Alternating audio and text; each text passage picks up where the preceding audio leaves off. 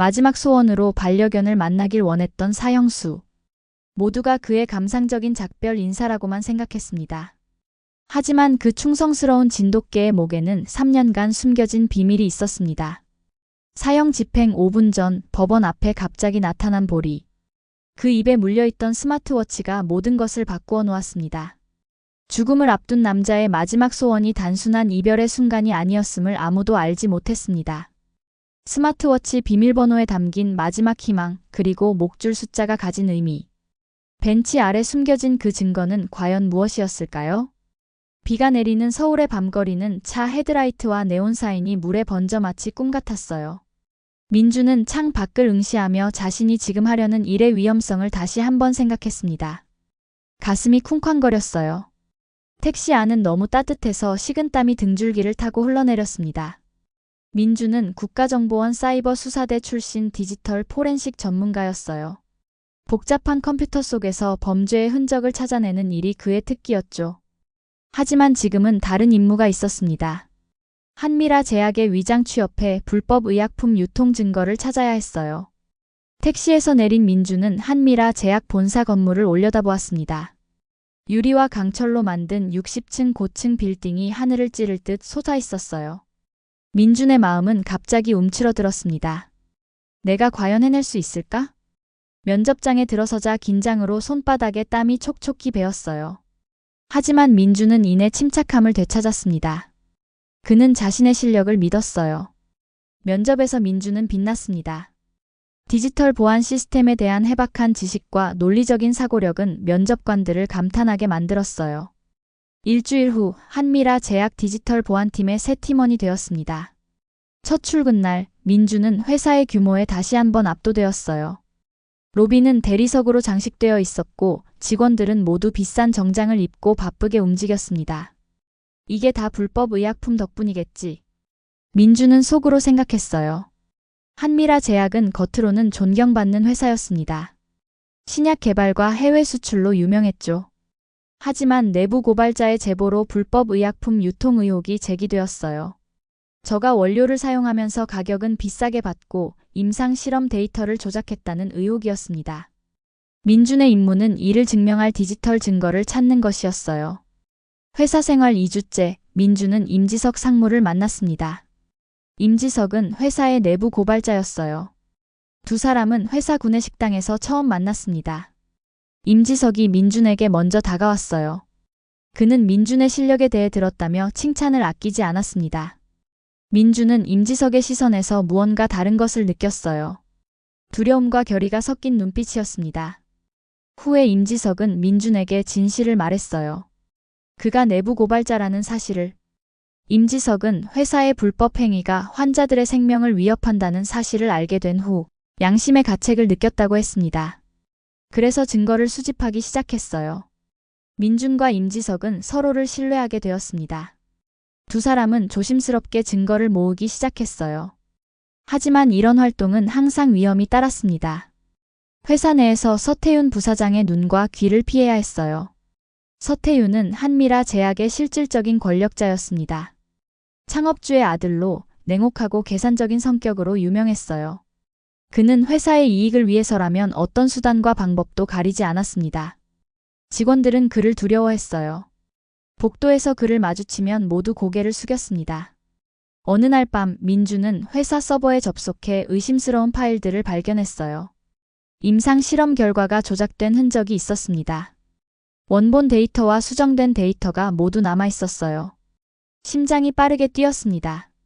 이것이 결정적 증거가 될 수 있었어요. 그날 밤 임지석에게 발견한 내용을 알렸습니다.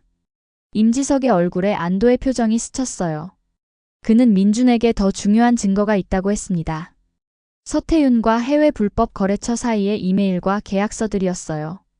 임지석은 이 자료를 민준에게 전달하기로 약속했습니다. 다음 날 임지석은 민준에게 강남의 한 호텔에서 만나자고 했어요. 증거를 안전하게 전달하기 위해서였습니다. 민준은 약속 시간보다 일찍 도착했어요. 호텔 로비에 앉아 초조하게 시간을 확인했습니다. 손가락이 떨려왔어요. 이 증거만 있으면 한미라 제약의 불법 행위를 모두 밝힐 수 있을 것이었습니다. 약속 시간이 지나도 임지석은 나타나지 않았어요. 민주는 불안해졌습니다. 휴대폰으로 연락을 시도했지만 받지 않았어요. 30분이 지난 후 민주는 화장실에 가기로 했습니다.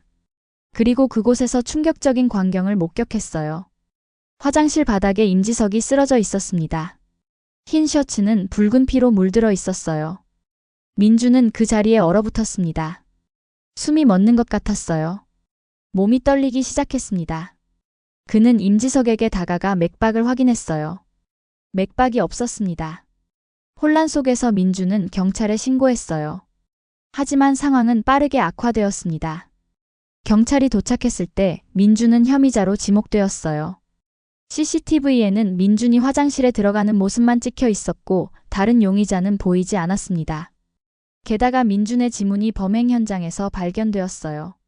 경찰은 민준에게 체포영장을 보여주었습니다. 세상이 무너지는 느낌이었어요. 민준은 이것이 함정이라고 외쳤지만 아무도 귀 기울이지 않았습니다. 체포되기 직전 민준은 마지막 희망을 걸고 행동했어요. 호텔 디지털 시스템에 재빨리 접속했습니다. 포렌식 전문가로서의 기술을 활용한 순간이었어요. 그는 호텔 보안 카메라의 모든 영상을 다운로드했고 임지석의 휴대폰에서 중요 데이터를 추출했습니다. 모든 데이터를 자신의 스마트워치에 복사했어요. 그리고 마지막 순간 민주는 자신의 반려견 보리에게 메시지를 보냈습니다. 집으로 가, 보리. 이 말은 보리가 특별한 행동을 해야 한다는 신호였어요. 민주는 디지털 전문가답게 미리 이런 위험한 상황을 대비해 놓았습니다. 그는 스마트워치에 아주 중요한 증거를 저장하고 이 시계가 아무나 열어볼 수 없게 만들었어요. 누군가 비밀번호를 여러 번 잘못 입력하면 모든 자료가 지워지도록 설정해 두었죠. 또한 이 시계는 평소에는 아예 꺼져 있어서 아무도 찾을 수 없었습니다. 오직 민준이 정해놓은 특별한 날짜가 되거나 민준의 심장 박동이 오랫동안 감지되지 않을 때만 켜지도록 했어요. 쉽게 말해 민준이 큰 위험에 처했을 때만 작동하는 거죠. 보리는 이 중요한 일을 위해 특별히 훈련을 받았습니다. 위험한 일이 생기면 시계를 안전한 곳에 숨기고 나중에 민준의 생명이 정말 위험할 때만 그것을 가져오도록 가르쳤어요. 마치 소방관이 화재 시 대피 훈련을 하는 것처럼 보리도 이런 비상 상황을 위한 연습을 여러 번 했습니다. 민주는 이 계획을 누구에게도 말하지 않았어요. 가장 가까운 친구들에게도요. 이것이 그가 마련한 마지막 안전장치였으니까요. 모든 것이 잘못되어도 보리만은 진실을 지켜줄 것이라고 믿었습니다. 수갑을 차는 순간 민준의 머릿속은 복잡한 생각들로 가득 찼어요. 누가 임지석을 죽였을까? 서태윤의 짓이었을까? 내가 이 상황에서 빠져나갈 수 있을까? 그러나 한 가지 확신이 있었습니다. 보리가 있는 한 희망은 남아있다는 것. 경찰차에 실려가면서 민주는 마지막으로 창밖을 바라보았어요. 빗방울이 유리창을 타고 흘러내렸습니다. 마치 그의 인생처럼. 하지만 민주는 포기하지 않기로 했어요. 진실은 반드시 밝혀질 것이라 믿었습니다. 비록 지금은 어두운 그림자 속에 갇혀 있어도. 서울구치소의 독방은 3평 남짓한 공간이었어요. 민주는 이곳에서 벌써 3년째 살고 있었습니다. 시멘트 벽은 축축했고 작은 창문으로 들어오는 빛은 항상 부족했어요. 오늘도 민주는 침대 위에 앉아 벽에 그려놓은 달력에 하루를 지웠습니다. 가슴이 무겁게 가라앉았어요. 독방 생활은 민준의 몸과 마음을 모두 갉아먹었습니다. 예전에는 튼튼했던 몸은 이제 마르고 창백해졌어요. 검은 머리카락 사이로 하얀 새치가 보였습니다. 민주는 스스로가 낯설게 느껴졌어요. 거울 속 자신의 모습은 마치 다른 사람 같았습니다. 민주는 무죄였어요. 하지만 세상은 그를 살인자로 여겼습니다. 재판은 처음부터 공정하지 않았어요. 증거는 조작되었고 증인들은 거짓말을 했습니다. 민준의 가슴 속에서 분노가 불처럼 타올랐어요. 하지만 그 불꽃은 점점 작아져 이제는 희미한 불씨만 남았습니다. 오늘은 변호사가 면회를 왔어요. 박준호 변호사는 민준의 유일한 희망이었습니다. 하지만 오늘 그의 표정은 어두웠어요. 준호는 재심 신청이 또 기각되었다고 알렸습니다. 민준의 심장이 무겁게 내려앉았어요. 목구멍에서 뜨거운 것이 치밀어 올랐습니다. 준호는 계속 싸우자고 했어요. 하지만 그의 목소리에서 희망이 사라진 것을 민준은 느꼈습니다. 누구도 한미라 제약의 서태윤을 이길 수 없다는 체념이 느껴졌어요. 서태윤은 돈과 권력으로 재판관들을 매수했고 증거를 조작했으며 목격자들을 협박했습니다. 그는 완벽한 범죄를 만들어냈어요. 면회가 끝나고 민주는 독방으로 돌아왔습니다. 몸이 무거웠어요. 다리가 1000개의 쇠사슬을 끌고 가는 것 같았습니다. 민주는 침대에 누워 천장을 바라보았어요. 천장의 작은 균열들이 마치 미로처럼 보였습니다. 그 미로 속에 갇힌 자신의 인생이 떠올랐어요. 교도관 정석호는 민준이 가장 좋아하는 교도관이었습니다. 다른 교도관들과 달리 그는 민준을 사람으로 대해주었어요. 석호는 민준에게 밖의 소식을 전해주기도 했습니다. 석호는 민준이 무죄라고 믿는 몇 안 되는 사람 중 하나였어요.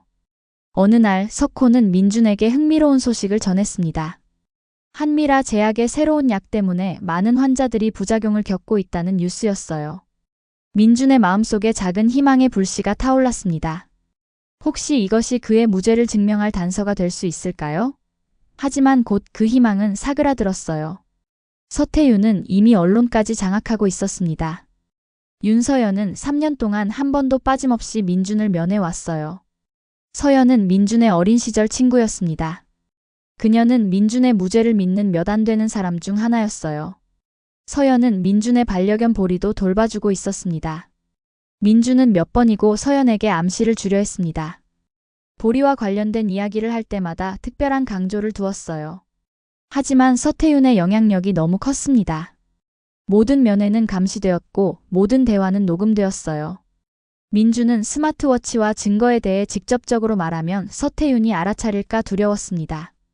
그렇게 되면 증거가 영원히 사라질 수도 있었어요. 게다가 서태윤은 민준의 집도 수색했습니다. 다행히 보리는 민준이 훈련시킨 대로 스마트워치를 잘 숨겨두었어요. 보리는 평소와 다름없이 행동하며 아무도 의심하지 않게 했습니다. 그리고 스마트워치는 완전히 비활성화되어 있었기 때문에 전자탐지기로도 찾을 수 없었어요. 서연은 경찰 윤현우를 소개해 주었어요.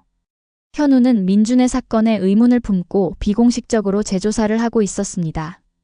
그는 임지석 살인 사건의 증거들이 너무 완벽하게 민준을 지목하고 있어 오히려 의심스럽다고 생각했어요. 현우는 서연에게 포기하지 말라고 용기를 주었습니다. 하지만 현우도 한계가 있었어요. 그는 공식적인 수사를 다시 열 권한이 없었습니다. 모든 상급자들은 서태윤의 영향력 아래 있었어요. 현우는 혼자서 싸우고 있었고 그 싸움은 점점 더 어려워지고 있었습니다. 감옥 생활 3년째, 민준에게 끔찍한 소식이 전해졌어요. 대법원에서 그의 사형 선고가 확정되었다는 소식이었습니다. 집행일은 한 달 후로 정해졌어요. 민준의 몸이 얼어붙었습니다. 머릿속이 하얗게 변했어요. 몸의 모든 힘이 빠져나가는 느낌이었습니다. 석호는 민준에게 이 소식을 전하며 눈물을 참았어요. 그는 민준의 어깨를 토닥이며 무슨 말을 해야 할지 몰라 했습니다. 민준은 아무 말도 할 수 없었어요. 그저 멍하니 허공을 바라볼 뿐이었습니다. 그날 밤 민준은 잠을 이룰 수 없었어요. 창문 밖으로 보이는 별들이 유난히 밝게 빛났습니다. 민준은 자신의 짧은 인생을 돌아보았어요. 국가정보원에서 일하던 시절, 첫 사건을 해결했을 때의 기쁨, 보리를 처음 만났을 때의 설렘, 그리고 한미라 제약에 위장 취업했던 결정적인 순간까지. 민준은 침대 밑에 숨겨둔 작은 종이 조각을 꺼냈어요. 그것은 보리의 사진이었습니다. 서연이 몰래 가져다준 소중한 보물이었어요. 사진 속 보리는 밝은 눈으로 카메라를 바라보고 있었습니다. 민준의 눈에서 뜨거운 눈물이 흘러내렸어요. 다음 날 아침 민준은 중요한 결정을 내렸습니다. 그는 마지막 소원을 말하기로 했어요. 사형수에게는 마지막 소원을 말할 권리가 있었습니다. 민준의 마지막 소원은 단 하나였어요. 보리를 만나는 것. 구치소장은 이 요청을 들은 후 난감한 표정을 지었습니다. 전례가 없는 요청이었어요. 민준의 요청은 상부로 전달되었고 검토 중이라는 답변이 돌아왔습니다. 민준은 가슴을 졸이며 기다렸어요. 이제 그에게 남은 시간은 얼마 없었습니다. 그는 창문 밖 자유로운 하늘을 바라보며 보리와의 마지막 만남을 간절히 소망했어요. 서연은 민준의 마지막 소원을 듣고 눈물을 흘렸습니다. 그녀는 어떻게든 이 소원을 이루어주기로 마음먹었어요. 서연은 현우와 함께 법적 절차를 알아보기 시작했습니다. 그들은 동물의 교도소 출입에 관한 모든 규정을 찾아보았어요. 밤이 깊어갈수록 민준의 마음은 더욱 무거워졌습니다. 쇠창살 너머로 보이는 달은 차갑게 빛났어요. 민준은 자신의 삶이 이렇게 끝나는 것이 믿기지 않았습니다. 그는 여전히 진실이 밝혀질 것이라는 희망을 놓지 않았어요. 하지만 시간은 점점 그를 압박했습니다. 민준의 몸은 점점 약해졌지만 그의 마음은 강했어요. 그는 포기하지 않았습니다. 매일 아침 눈을 뜨며 그는 자신이 무죄라는 사실을 되새겼어요. 진실은 언젠가 밝혀질 것이라고 믿었습니다. 그리고 그 믿음은 그를 살아있게 했어요. 석호는 민준에게 작은 희망을 전해주었습니다. 구치소장이 민준의 마지막 소원을 전향적으로 검토하고 있다는 소식이었어요. 민준의 가슴에 작은 기쁨이 일었습니다. 보리를 다시 만날 수 있다면 그는 평온하게 눈을 감을 수 있을 것 같았어요. 하지만 서태유는 가만히 있지 않았습니다. 그는 민준의 마지막 소원마저 방해하려 했어요. 서태유는 구치소장에게 압력을 넣었습니다. 민준은 이 소식을 들었을 때 주먹을 불끈 쥐었어요. 가슴속에서 분노가 타올랐지만 곧 체념으로 바뀌었습니다. 집행일이 일주일 앞으로 다가왔어요. 민준은 점점 더 조용해졌습니다. 그는 많은 시간을 명상하며 보냈어요. 자신의 삶을 돌아보고 후회했던 순간들을 생각했습니다. 하지만 한 가지 후회는 없었어요. 그것은 진실을 위해 싸웠다는 것이었습니다. 서연과 현우는 마지막까지 포기하지 않았어요. 그들은 새로운 증거를 찾기 위해 밤낮으로 노력했습니다. 하지만 시간은 점점 그들에게 불리하게 흘러갔어요. 모든 희망이 사라져가는 것 같았습니다. 마지막 면회일 서연은 민준에게 보리가 이상하게 행동한다고 말했어요. 보리가 매일 같은 시간에 현관문 앞에서 짖으며 나가려고 한다고 했습니다. 마치 무언가를 찾아 나서려는 것 같았어요. 민준의 가슴이 쿵쾅거렸습니다. 혹시 보리가 무언가를 기억하고 있는 걸까요? 민준은 서연에게 부탁했어요. 보리의 행동을 주의 깊게 지켜봐 달라고. 어쩌면 보리가 중요한 단서를 알고 있을지도 모른다고 말했습니다. 서연은 고개를 끄덕였어요. 하지만 그녀의 눈에는 의문이 가득했습니다. 민준의 말이 무슨 의미인지 정확히 이해하지 못했어요. 민준의 눈에는 희미한 불빛이 돌아왔습니다. 그는 마지막 희망을 보리에게 걸었어요. 3년 전 그가 체포되기 직전 보리에게 보낸 메시지를 보리가 아직도 기억하고 있을까요? 그것은 거의 불가능한 일이었지만 민준은 기적을 믿기로 했습니다. 집행일이 하루 앞으로 다가왔어요. 민준은 창문 밖으로 마지막 일몰을 바라보았습니다. 붉은 노을이 지평선 너머로 사라지는 모습이 아름다웠어요. 민준의 눈에 뜨거운 눈물이 맺혔습니다. 내일이면 모든 것이 끝날 것이었어요. 하지만 운명은 때로 예상치 못한 방향으로 흐르기도 합니다. 그날 밤 서연의 집에서 중요한 일이 벌어지고 있었어요. 보리가 평소와 다르게 매우 흥분한 상태였습니다. 마치 무언가를 말하려는 듯 지저댔어요. 서연은 보리의 이상한 행동에 주목했습니다. 그리고 그것이 모든 것을 바꾸는 시작이 되었어요. 사형 집행일 아침 서울구치소는 이상하게 조용했어요. 마치 모든 것이 숨을 죽이고 있는 것 같았습니다. 하늘은 잿빛이었고 가끔씩 빗방울이 창문을 두드렸어요. 민준은 침대 위에 앉아 창밖을 바라보았습니다. 오늘이 마지막 날이라는 생각에 가슴이 무겁게 내려앉았어요. 교도관 석호가 아침 식사를 가져왔습니다. 그의 얼굴은 평소보다 더 어두워 보였어요. 석호는 민준의 어깨를 가볍게 두드리며 위로의 마음을 전했습니다.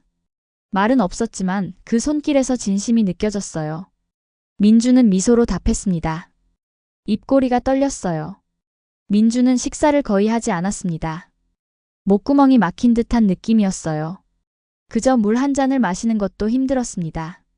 그의 머릿속은 복잡한 생각들로 가득 찼어요. 지난 3년의 시간, 그리고 이제는 끝나버릴 자신의 인생에 대한 생각들. 석호는 민준에게 기쁜 소식을 전했어요. 구치소장이 마지막 소원을 들어주기로 결정했다는 내용이었습니다. 보리를 만날 수 있게 됐다는 말에 민준의 눈에 눈물이 고였어요. 가슴 깊은 곳에서 뜨거운 감정이 솟아올랐습니다.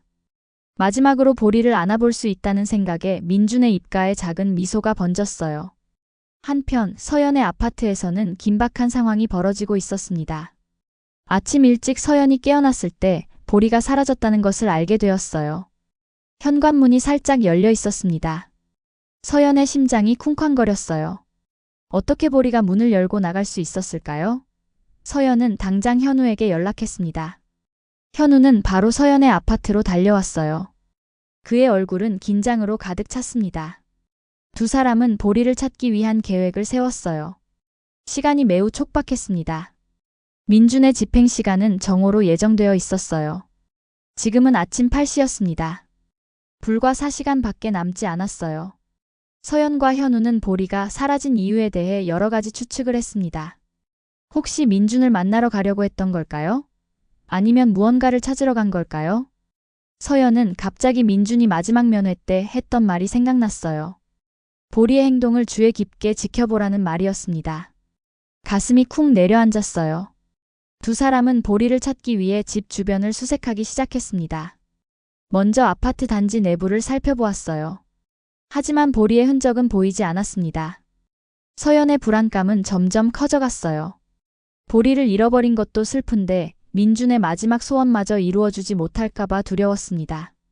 현우는 보리가 자주 가는 장소를 생각해보자고 제안했어요. 서연은 보리가 매일 같은 시간에 가는 해맞이 공원을 떠올렸습니다. 그곳은 민준이 체포되기 전 보리와 자주 산책하던 곳이었어요. 두 사람은 즉시 해맞이 공원으로 향했습니다. 해맞이 공원은 아침 햇살로 반짝이고 있었어요. 이슬을 머금은 잔디는 보석처럼 빛났습니다. 서연과 현우는 공원을 뛰어다니며 보리의 이름을 불렀어요. 시간은 계속 흘러갔습니다. 시계는 이미 9시 30분을 가리키고 있었어요. 두 사람의 얼굴에는 초조함이 역력했습니다. 공원 북쪽에는 민준이 보리와 자주 앉았던 벤치가 있었어요. 서연은 그곳으로 달려갔습니다. 숨이 가빠왔어요. 다리에 힘이 풀리는 것 같았지만 멈출 수 없었습니다. 민준을 위해, 보리를 위해 계속 달렸어요. 벤치에 도착했을 때 서연의 심장은 거의 터질 것 같았습니다. 주변을 둘러보았지만 보리는 보이지 않았어요. 희망이 점점 사그라들었습니다. 서연은 벤치에 털썩 주저앉았어요. 눈물이 눈가에 맺혔습니다. 그때였어요. 벤치 아래에서 작은 움직임이 감지되었습니다. 서연은 몸을 숙여 벤치 밑을 살펴보았어요. 그리고 거기서 웅크리고 있는 보리를 발견했습니다. 서연의 가슴이 기쁨으로 터질 것 같았어요. 안도의 눈물이 볼을 타고 흘러내렸습니다. 보리는 몸을 웅크린 채 무언가를 입에 물고 있었어요. 서연이 가까이 다가가자 보리는 경계하는 눈빛으로 바라보았습니다. 마치 중요한 것을 지키려는 듯한 모습이었어요. 서연은 부드러운 목소리로 보리를 불렀습니다. 천천히 손을 내밀었어요. 보리의 눈빛이 서서히 풀어졌습니다. 그는 조심스럽게 서연에게 다가왔어요. 서연은 보리의 머리를 부드럽게 쓰다듬었습니다. 그제서야 보리가 입에 물고 있는 것이 무엇인지 볼 수 있었어요. 스마트워치였습니다. 서연의 눈이 커졌어요. 심장이 빠르게 뛰기 시작했습니다. 현우가 달려와 보리를 발견한 것에 기뻐했어요. 하지만 시계를 보니 이미 10시 30분이었습니다. 시간이 얼마 남지 않았어요. 세 사람은 재빨리 현우의 차로 돌아갔습니다. 보리는 스마트워치를 놓지 않으려 했어요. 마치 그것이 생명줄인 것처럼 꽉 물고 있었습니다. 차 안에서 서연은 조심스럽게 보리에게서 스마트워치를 받아왔어요. 손이 떨렸습니다. 이것이 무슨 의미인지는 알 수 없었지만 분명 중요한 것이라고 느꼈어요. 스마트워치는 오래되어 보였고 화면은 꺼져 있었습니다. 전원 버튼을 눌러보았지만 반응이 없었어요. 현우는 스마트워치가 방전된 것 같다고 추측했습니다. 다행히 그의 차에는 충전기가 있었어요. 충전기를 연결하자 스마트워치의 화면이 천천히 켜졌습니다. 비밀번호가 필요했어요. 서연과 현우는 당황했습니다. 어떤 번호를 입력해야 할까요? 서연은 민준에 대해 아는 모든 것을 떠올리기 시작했어요. 생일, 기념일, 좋아하는 숫자, 여러 번호를 시도했지만 모두 실패였습니다. 시간은 계속 흘러갔어요. 이미 11시가 되었습니다. 초조함이 두 사람을 덮쳤습니다. 그때 보리가 갑자기 짖기 시작했어요. 마치 무언가를 알려주려는 듯 했습니다. 서연은 보리의 목줄에 달린 인식표를 보았어요. 거기에는 보리의 이름과 함께 네 자리 숫자가 새겨져 있었습니다. 서연의 눈이 빛났어요. 혹시 이것이 비밀번호일까요? 서연은 떨리는 손으로 숫자를 입력했습니다. 그리고 기적이 일어났어요. 스마트워치가 잠금 해제되었습니다. 서연과 현우의 얼굴에 희망이 번졌어요. 보리는 마치 자신의 임무를 완수한 것처럼 기쁘게 짖었습니다. 스마트워치에는 여러 파일이 저장되어 있었어요. 음성 녹음, 사진, 그리고 텍스트 파일까지. 서연은 첫 번째 음성 파일을 재생했습니다. 그것은 임지석과 서태윤의 대화였어요. 녹음 속에서 서태윤은 임지석을 위협하고 있었습니다. 불법 약품 거래에 대한 증거를 넘기지 말라는 내용이었어요.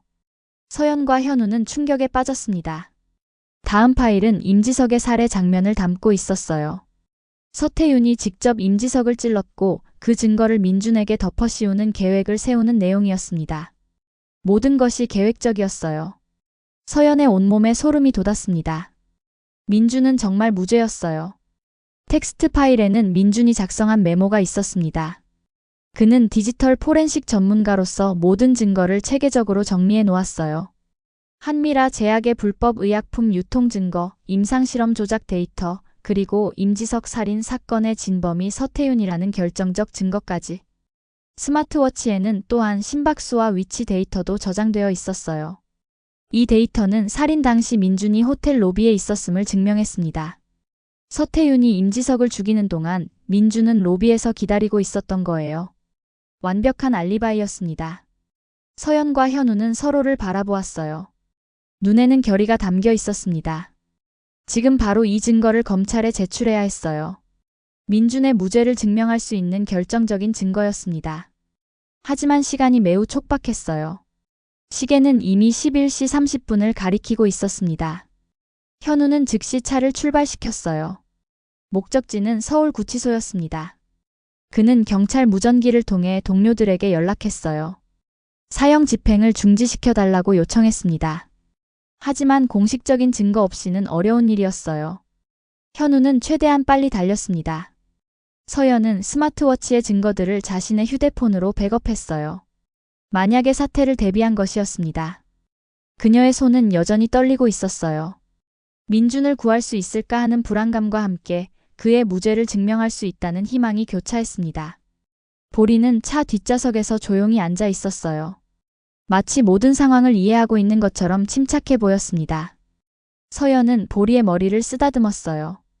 보리가 없었다면 이 증거를 발견하지 못했을 거라고 생각하니 가슴이 뭉클해졌습니다. 빗줄기가 점점 강해졌어요. 창문 밖으로 보이는 풍경이 흐릿해졌습니다. 현우는 와이퍼를 최대로 켰지만 시야가 좋지 않았어요. 하지만 그는 멈출 수 없었습니다. 친구의 생명을 구하기 위해 계속 달렸어요. 교통체증이 심했습니다. 현우는 비상등을 켜고 경적을 울렸어요. 경찰 신분증을 보여주며 길을 열어달라고 요청했습니다. 대부분의 차들이 양보해 주었지만 여전히 진행은 느렸어요. 시계는 이미 11시 45분. 민준의 생명이 위태로웠습니다. 서연은 구치소장에게 직접 전화를 걸었어요. 새로운 증거가 발견되었으니 집행을 미뤄달라고 간청했습니다. 하지만 구치소장은 공식적인 명령 없이는 불가능하다고 대답했어요. 서연의 눈에서 뜨거운 눈물이 흘러내렸습니다. 민준을 잃을지도 모른다는 두려움이 엄습했어요. 마침내 서울구치소가 보였습니다. 시계는 11시 55분을 가리키고 있었어요. 불과 5분 남았습니다. 현우는 차를 급하게 세우고 세 사람은 뛰기 시작했습니다. 보리도 함께였어요. 보리의 발걸음은 어느 때보다 빨랐습니다. 구치소 직원들은 처음에 보리의 출입을 막으려 했어요. 하지만 현우가 경찰 신분증을 보여주며 긴급 상황임을 설명했습니다. 그들은 마지못해 출입을 허락했어요. 서연은 스마트워치를 꼭 쥐고 있었습니다. 모든 희망이 이 작은 기계에 달려 있었어요. 집행실로 향하는 복도는 끝없이 길게 느껴졌습니다. 세 사람은 숨이 턱에 차도록 달렸어요. 시간과의 싸움이었습니다. 민준의 생명을 구하기 위한 절박한 순간이었어요. 보리는 마치 목적지를 아는 것처럼 앞장서 달렸습니다.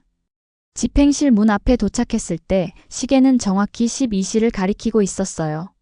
서연의 심장은 거의 멈출 것 같았습니다. 너무 늦은 것일까요? 문은 닫혀 있었어요. 현우가 문을 세게 두드렸습니다. 보리도 함께 짖었어요. 그들의 소리가 복도에 울려 퍼졌습니다. 집행실 문이 천천히 열렸어요.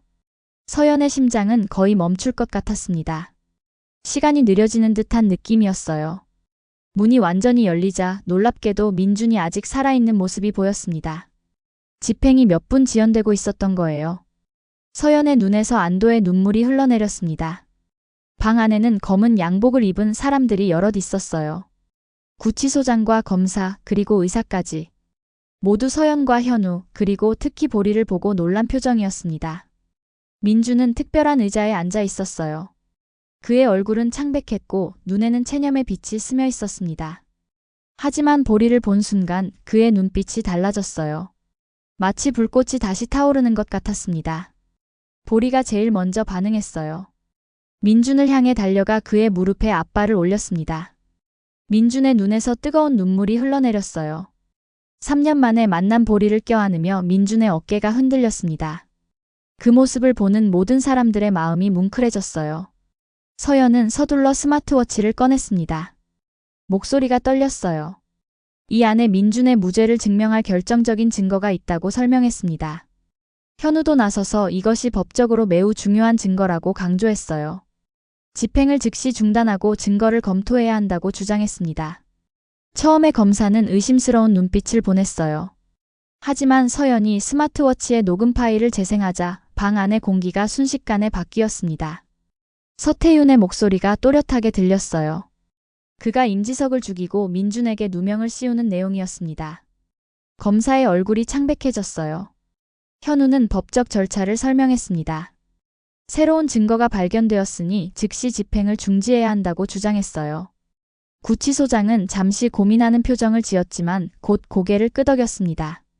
그는 전화기를 들어 상부에 연락했어요. 방 안의 모든 사람들이 숨을 죽이고 기다렸습니다. 민준은 여전히 보리를 안고 있었어요. 그의 손가락이 보리의 부드러운 털을 어루만졌습니다. 얼굴에는 믿기지 않는 표정이 가득했어요. 꿈을 꾸고 있는 것만 같았습니다. 3년 동안 매일같이 생각했던 죽음의 순간에서 갑자기 희망의 빛이 보인 거예요. 마침내 구치소장이 전화를 끊었습니다. 그의 표정이 달라져 있었어요. 구치소장은 모두에게 집행이 공식적으로 중지되었다고 발표했습니다. 새로운 증거 검토를 위해 검찰이 재조사에 들어갈 때까지 민준의 사형 집행은 무기한 연기된다고 했어요. 방 안에 잠시 침묵이 흘렀고 이내 서연이 참았던 눈물을 터뜨렸습니다. 민준의 몸에서 힘이 빠져나갔어요. 그의 어깨가 무겁게 내려앉았습니다. 하지만 그것은 절망의 무게가 아니라 안도감이었어요. 민준의 눈에서는 멈추지 않는 눈물이 흘러내렸습니다. 보리는 계속해서 그의 얼굴을 하다 주었어요. 마치 괜찮아, 이제 다 끝났어라고 말하는 것 같았습니다. 현우는 즉시 행동에 나섰어요. 스마트워치의 증거를 공식적으로 제출하는 절차를 시작했습니다. 그는 디지털 포렌식 팀을 불러 스마트워치의 데이터를 안전하게 추출하자고 제안했어요. 민준은 그런 현우를 보며 작게 미소 지었습니다. 처음으로 희망이 보이기 시작했어요. 서연은 민준 옆에 앉았습니다. 그녀의 손이 민준의 손을 꼭 잡았어요. 서연은 민준에게 모든 것이 어떻게 진행되었는지 설명했습니다. 보리가 집을 빠져나가 스마트워치를 지키고 있었던 일, 그리고 그것을 발견하기까지의 과정을 이야기했어요. 민준은 모든 것을 이해한 듯 고개를 끄덕였습니다. 검사는 스마트워치의 증거를 검토한 후 즉시 서태윤의 체포영장을 신청했어요. 증거가 너무나 명백했기 때문입니다. 살인 현장의 음성 녹음, 위치 데이터, 그리고 체계적으로 정리된 한미라 제약의 불법 행위 증거들. 이 모든 것이 민준의 무죄와 서태윤의 범죄를 증명했어요. 뉴스는 빠르게 퍼졌습니다. 언론사들이 서울구치소 앞으로 모여들기 시작했어요. 사형 집행 직전 극적 반전, 충성스러운 개가 주인의 목숨을 구하다, 제약회사 회장 아들의 충격적인 살인 혐의 등의 헤드라인이 뉴스를 장식했습니다. 대중의 관심이 폭발적으로 커졌어요. 민준은 임시 면회실로 이동했습니다. 아직 완전히 풀려난 것은 아니었지만 최소한 죽음의 문턱에서는 벗어났어요. 면회실에서 민준은 보리와 함께 시간을 보냈습니다. 보리는 민준의 무릎에 앉아 꼬리를 흔들며 행복해했어요. 민준의 표정에도 오랜만에 편안함이 깃들었습니다. 서연은 현우와 함께 스마트워치의 증거를 더 자세히 분석했어요. 민준이 디지털 포렌식 전문가로서 남긴 메모는 매우 체계적이었습니다. 그는 자신이 체포되는 순간까지 모든 것을 계획했던 거예요. 보리에게 특별한 임무를 맡기고 스마트워치에 모든 증거를 저장해둔 것이었습니다. 한편 서태윤은 인천국제공항에서 체포되었어요. 그는 해외로 도주하려다 붙잡혔습니다. 뉴스 화면에 비친 서태윤의 모습은 처참했어요. 한때 당당하던 그의 얼굴은 공포와 절망으로 가득 차 있었습니다. 민주는 그 모습을 TV로 지켜보며 복잡한 감정에 잠겼어요. 서태윤은 체포 과정에서 모든 것을 부인했지만 증거 앞에서 그의 거짓말은 힘을 잃었습니다. 경찰 조사 과정에서 그는 결국 범행을 자백했어요. 임지석이 한미라 제약의 불법 행위를 폭로하려 했기 때문에 그를 제거했다고 시인했습니다. 그의 자백으로 민준의 무죄는 더욱 명백해졌어요. 검찰은 한미라 제약에 대한 대대적인 수사에 착수했습니다. 회사의 여러 간부들이 소환되었고 회사 내부 문서들이 압수되었어요.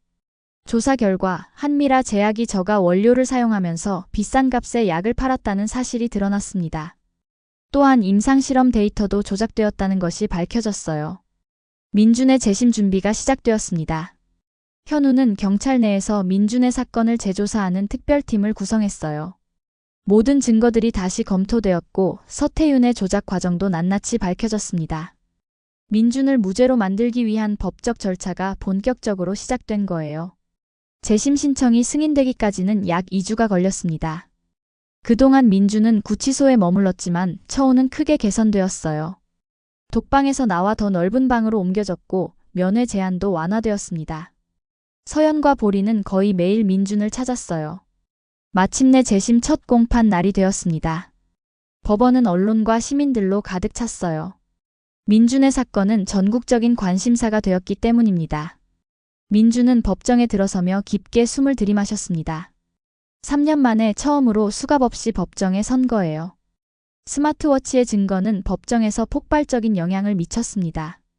검사는 이 증거가 민준의 무죄를 명백히 증명한다고 주장했어요. 판사도 깊은 인상을 받은 듯 했습니다. 법정의 분위기는 민준에게 유리하게 돌아가고 있었어요. 심리가 끝난 후 판사는 민준의 석방을 명령했습니다. 재판의 최종 판결이 나오기 전이지만 증거의 무게를 고려해 임시 석방을 결정한 거예요. 민준의 눈에 눈물이 고였습니다. 3년 만에 자유를 얻게 된 거예요. 석방 절차가 끝나고 민준은 마침내 구치소 밖으로 나왔습니다. 따스한 햇살이 그의 얼굴을 비췄어요. 서연과 보리가 그를 기다리고 있었습니다. 보리는 민준을 보자마자 기쁨에 차서 달려왔어요. 민준은 보리를 높이 들어올리며 행복한 미소를 지었습니다. 자유의 첫날, 민준은 모든 것이 새롭게 느껴진다고 말했어요. 바람의 냄새, 하늘의 색깔, 사람들의 소리까지. 3년 동안 감옥에 있으면서 그는 이런 소소한 것들의 소중함을 깨달았습니다. 민준의 눈에는 감사의 눈물이 맺혔어요. 서연은 민준을 자신의 아파트로 초대했습니다. 그곳에서 민준은 처음으로 편안한 잠자리에서 잠을 청할 수 있었어요. 하지만 습관이 되어버린 좁은 공간에서의 생활 때문에 처음에는 넓은 침대가 오히려 불편하게 느껴졌습니다. 그것은 자유에 적응하는 과정의 시작이었어요. 언론은 민준의 이야기를 세기의 반전이라고 보도했습니다. 특히 보리의 역할이 강조되었어요. 주인의 목숨을 구한 충성스러운 개, 디지털 시대의 영웅 반려견 등의 제목으로 보리는 순식간에 유명해졌습니다. 민준은 이런 관심이 부담스러웠지만 보리의 용기가 인정받는 것에 기뻤어요. 민준은 처음으로 한강공원을 걸었습니다. 보리와 함께, 그리고 서연도 옆에 있었어요. 시원한 강바람이 민준의 머리카락을 흩날렸습니다. 민준의 얼굴에 평화로운 표정이 깃들었어요. 비록 아직 재판이 완전히 끝난 것은 아니었지만 진실이 밝혀지고 있다는 사실만으로도 그의 마음은 가벼워졌습니다. 석방된 지 일주일 후 민준은 마지막 재판을 위해 다시 법정에 섰습니다. 이번에는 피고인이 아닌 증인으로서였어요. 서태윤에 대한 재판이었습니다. 민준은 침착하게 모든 사실을 증언했습니다. 그의 목소리에는 분노보다는 정의를 바로 세우겠다는 결연함이 담겨 있었어요. 재판장을 나오면서 민준은 서태윤과 눈을 마주쳤습니다. 한때 강력했던 서태윤은 이제 초라한 모습이었어요. 민주는 그에게 차가운 시선을 보냈지만 이내 고개를 돌렸습니다. 복수보다는 자신의 새로운 삶에 집중하기로 한 거예요. 그날 저녁 민준과 서연 그리고 현우는 작은 식당에서 저녁을 먹었습니다. 보리도 함께였어요. 그들은 오랜만에 편안한 웃음을 나누었습니다. 민준은 자신의 인생을 구해준 두 사람과 보리에게 깊은 감사의 마음을 전했어요. 그의 눈에는 새로운 희망의 빛이 빛나고 있었습니다. 무죄 재판의 날이 밝았습니다. 서울중앙지방법원은 아침부터 사람들로 북적였어요. 민주는 깔끔한 정장을 입고 법정에 들어섰습니다. 3년 전과 다르게 이번에는 자신감이 넘쳤어요. 서연과 현우가 옆에서 그를 지지해 주었습니다. 보리는 법정에 들어올 수 없어서 밖에서 기다리고 있었어요. 재판장은 엄숙한 분위기 속에서 시작되었습니다. 판사는 서류를 꼼꼼히 검토하는 표정이었어요. 민주는 자신의 손을 내려다보았습니다. 손이 약간 떨렸어요. 3년간의 고통이 이제 끝나려 하고 있다는 생각에 가슴이 벅차올랐습니다.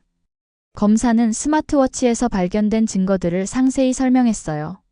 임지석 살인사건 당시의 녹음 파일, 위치 데이터, 그리고 한미라 제약의 불법 행위에 관한 모든 증거가 법정에 제출되었습니다.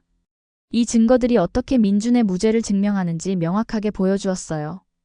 디지털 포렌식 전문가들이 증인으로 출석했습니다.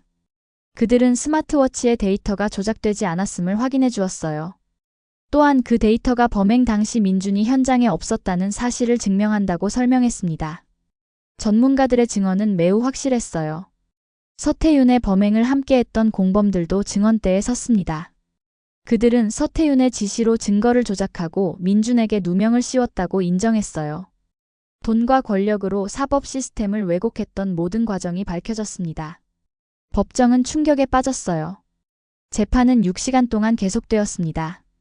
민준은 끝까지 집중력을 잃지 않았어요. 그의 눈빛에는 진실에 대한 강한 믿음이 담겨 있었습니다. 때로는 감정이 복받쳐 올라 눈물을 참기도 했어요. 하지만 그는 끝까지 의연한 모습을 유지했습니다. 드디어 판결 시간이 왔어요. 법정은 물을 틀어놓은 듯 조용해졌습니다. 민준의 심장이 빠르게 뛰었어요. 손에 땀이 배어났습니다. 판사가 입을 열었고 그 순간 시간이 멈춘 것 같았어요. 무죄. 단 한마디였지만 그 말은 민준의 3년간의 고통을 한순간에 씻어내렸습니다. 법정은 순간 술렁였어요. 서연은 눈물을 참지 못하고 흐느꼈습니다. 현우는 민준의 어깨를 꽉 잡았어요. 민준의 눈에서도 뜨거운 눈물이 흘러내렸습니다. 마치 무거운 바위가 가슴에서 내려간 듯한 느낌이었어요. 판사는 국가가 민준에게 잘못을 저질렀다며 사과의 말을 전했습니다. 또한 부당한 구금에 대한 보상을 받을 권리가 있다고 설명했어요. 하지만 민준에게는 그런 것보다 더 중요한 것이 있었습니다. 바로 자신의 결백이 공식적으로 인정받았다는 사실이었어요. 법정을 나서는 민준의 발걸음은 가벼웠습니다. 3년간의 무게가 사라진 거예요. 법원 앞에는 수많은 기자들이 기다리고 있었습니다. 카메라 플래시가 터지고 질문이 쏟아졌어요. 민준은 간단히 소감을 말했습니다. 진실이 밝혀져 다행이라고, 그리고 이제 새로운 삶을 시작하고 싶다고 했어요. 법원 밖에서 보리가 민준을 기다리고 있었습니다. 민준이 나타나자 보리는 기쁨에 차서 달려왔어요. 민준은 보리를 높이 들어 올렸습니다. 이제 진정한 자유를 맞이한 거예요. 두 사람의 재회를 보는 사람들의 눈시울이 붉어졌습니다. 그것은 단순한 사람과 개의 만남이 아니라 진실과 충성심의 승리였어요. 서태윤에 대한 판결도 내려졌습니다. 그는 살인죄와 증거조작, 위증교사 등의 혐의로 무기징역을 선고받았어요. 한때 권력과 돈으로 모든 것을 좌지우지하던 그는 이제 죄수가 되었습니다. 진실 앞에서 그의 모든 권력은 무력해졌어요. 한미라 제약의 다른 임원들도 처벌을 받았습니다. 불법 의약품 유통, 임상실험 조작, 뇌물 제공 등 수많은 범죄가 밝혀졌어요. 회사는 막대한 벌금을 물었고 피해자들에게 보상금을 지급해야 했습니다. 한때 제약업계의 거물이었던 한미라 제약은 이제 신뢰를 완전히 잃었어요. 민준은 국가로부터 받은 보상금으로 한강이 내려다 보이는 아파트를 구입했습니다. 그는 서연과 보리와 함께 그곳에서 새 삶을 시작했어요. 넓은 거실과 테라스가 있는 집이었습니다. 보리에게는 특별히 마련된 공간도 있었어요. 민주는 보리가 가장 좋아하는 장난감들로 그 공간을 채웠습니다. 사건이 종결된 후 민주는 자신의 경험을 바탕으로 책을 쓰기 시작했어요. 디지털 흔적과 보리의 충성이라는 제목이었습니다. 그는 자신의 이야기를 통해 디지털 증거의 중요성과 사법 시스템의 문제점을 알리고 싶었어요. 책은 출판되자마자 베스트셀러가 되었습니다. 민주는 또한 부당하게 수감된 사람들을 돕는 단체를 설립했어요. 디지털 정의라는 이름의 이 단체는 디지털 포렌식 기술을 활용해 억울한 누명을 쓴 사람들을 도왔습니다. 민주는 자신과 같은 경험을 하는 사람이 더 이상 없기를 바랐어요. 서연과 민준의 관계는 더욱 깊어졌습니다. 그들은 서로를 지지하고 이해했어요. 서연은 민준이 트라우마를 극복하도록 도왔고 민준은 서연에게 무한한 감사를 표했습니다. 두 사람은 함께 미래를 계획하기 시작했어요. 그것은 단순한 연인 관계를 넘어선 깊은 신뢰와 존중이었습니다. 현우는 경찰 내에서 승진했어요. 그의 정의감과 용기가 인정받은 거였습니다. 그는 디지털 포렌식 부서의 책임자가 되었어요. 민준과 현우는 종종 함께 일하며 더 나은 사법 시스템을 만들기 위해 노력했습니다. 그들의 우정은 더욱 단단해졌어요. 석호 교도관도 민준의 삶에 중요한 인물로 남았습니다. 그는 민준이 감옥에 있을 때 유일한 희망이었어요. 민준은 석호에게 감사의 마음을 전하기 위해 그의 가족을 저녁 식사에 초대했습니다. 그날 석호는 민준에게 감옥에서 믿음을 잃지 않았던 이유가 그의 맑은 눈빛 때문이었다고 말했어요. 시간이 흐르면서 민준은 점차 감옥에서의 악몽에서 벗어났습니다. 처음에는 좁은 공간에 있을 때 불안감을 느꼈고 갑작스러운 소리에 놀라기도 했어요. 하지만 서연과 보리의 도움으로 그는 조금씩 치유되었습니다. 민준은 자신의 경험을 통해 더 강해졌어요. 보리는 민준의 삶에서 가장 중요한 존재가 되었습니다.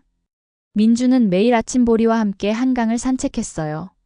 그것은 단순한 운동이 아니라 자유를 만끽하는 시간이었습니다. 보리는 민준이 웃을 때마다 꼬리를 흔들며 기뻐했어요. 그들의 유대감은 그 어떤 말로도 표현할 수 없을 만큼 깊었습니다. 봄이 찾아왔을 때 민준은 서연에게 프로포즈했어요.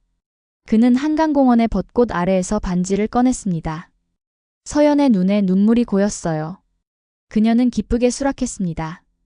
보리도 그 자리에 함께했어요. 마치 모든 것을 이해하는 듯 기쁘게 짖었습니다. 결혼식은 작지만 따뜻했어요.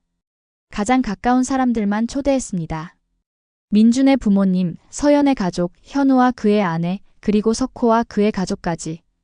보리는 특별한 나비 넥타이를 메고 반지를 날랐어요. 모두가 웃음 지었고 행복한 눈물을 흘렸습니다. 민준과 서연, 그리고 보리는 결혼 후 첫 주말을 바다가 보이는 펜션에서 보냈어요. 민준은 오랜만에 푸른 바다를 보며 깊은 감동을 느꼈습니다. 자유의 소중함을 다시 한번 깨달은 거예요. 보리는 해변에서 신나게 뛰어다녔고 세 가족은 행복한 시간을 보냈습니다. 그로부터 1년 후 민준은 디지털 포렌식 교육센터를 열었어요. 그는 자신의 지식과 경험을 다른 사람들과 나누고 싶었습니다. 특히 불법 의약품 감시를 위한 프로그램을 개발했어요. 그의 센터는 많은 학생들과 전문가들이 찾는 곳이 되었습니다. 서연은 법률 상담소를 운영하기 시작했어요. 그녀는 법적 도움이 필요하지만 비용을 감당할 수 없는 사람들을 무료로 상담해 주었습니다. 민준의 경험이 그녀의 삶의 방향을 바꾼 거예요. 서연은 더 정의로운 세상을 만들기 위해 노력했습니다. 보리는 어느덧 나이가 들었지만 여전히 활기찼어요. 그는 민준과 서연의 아이들과 함께 놀며 행복한 시간을 보냈습니다. 보리는 가족의 수호자이자 친구가 되었어요. 민준은 종종 보리에게 속삭였습니다. 네가 없었다면 나는 지금 여기 없었을 거야. 매년 임지석의 기일에 민준은 조용히 그의 묘소를 찾았어요. 그는 임지석에게 감사의 마음을 전했습니다. 임지석의 용기가 없었다면 한미라 제약의 불법 행위는 계속되었을 테니까요. 민준은 그의 희생이 헛되지 않았음을 항상 기억했습니다. 어느 평화로운 가을날 민준과 서연 그리고 보리는 해맞이 공원에 앉아 있었어요. 노을이 아름답게 지고 있었습니다. 민준은 보리의 털을 부드럽게 쓰다듬었어요. 그의 눈에는 깊은 평온함이 담겨 있었습니다. 긴 여정 끝에 그는 마침내 진정한 평화를 찾은 거였어요. 민준은 서연의 손을 잡고 미소 지었습니다. 그들은 말없이 서로를 바라보았어요. 때로는 말보다 눈빛이 더 많은 것을 전할 수 있습니다. 그들의 눈빛에는 사랑과 감사, 그리고 희망이 담겨 있었어요. 보리는 그들 사이에 편안히 누워 꼬리를 흔들었습니다. 하늘에는 별들이 하나둘 빛나기 시작했어요. 민주는 깊은 숨을 들이마셨습니다. 이제 그는 과거의 고통에서 완전히 자유로워졌어요. 새로운 삶, 새로운 가족, 그리고 새로운 목적을 찾은 거였습니다. 그리고 이 모든 것의 중심에는 보리의 충성심이 있었어요.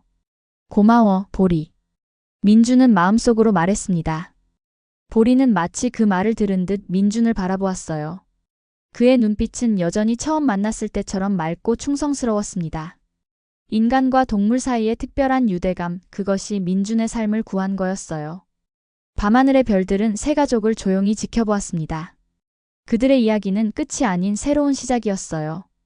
디지털 흔적과 보리의 충성심이 만들어낸 기적의 이야기는 많은 사람들에게 희망과 용기를 주었습니다. 그리고 그 이야기는 계속될 거예요. 별들이 빛나는 한